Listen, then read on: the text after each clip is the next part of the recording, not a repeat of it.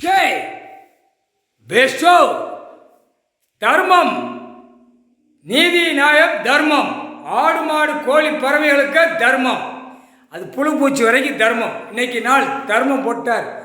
அதுக்கு உணவு இல்லாமல் 2ஆம் நம்பரை திருச்சி ஆட்டி ஓட்டி இந்தியா நாடு எல்லா 25 மாநிலத்தில் தயாரித்து ஓட்டுறவனை பூராமே இந்த இயந்திரமும் இந்த எலுமிச்சம்பழம் கனி பவர்லேயே பாம்புலே முடிச்சுடுவார். எல்லாமே க்ளோஸ் பண்ணிடுவார். ஒன்று விடாமல் தட்டு தர்மையாக அப்படியே கருவை அறுத்துருவார். புரிஞ்சுக்கூடா, நேரடியாக உட்கார்ந்துருக்காரு. அப்படியே அறுத்துருவார். கொலை அறுத்து அப்படியே ஈர கொலை மானிட பிறவி குளோஸ். கடவுளை நினைச்சு கும்பிட்டு ஆடு மாடு கோழி பறவைகளுக்கு காப்பாற்றுறவன் தபிப்பான். சும்மா என்னமோ பம்பாத்துக்கு போட்டு ஒரு கொஞ்சம் பறவைகளை காப்பாற்றினா உனக்கு உழைப்பு பூமியில் கொடுத்துருக்கேன். விவசாயம் இருக்கிற ஆடை இருக்கிற இடம் இதுக்கு மேலே இருந்தவனை பூரா அப்படியே கருவை அறுத்துருவார். முக்கால் சத்தியம் முடிஞ்சிச்சுரா, கணக்கு முடிச்சிட்டார் அடி.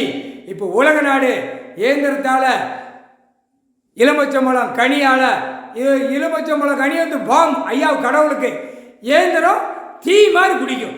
தீ தீ தீ உலக நாடு தீயால் அழியும். புரியுதா?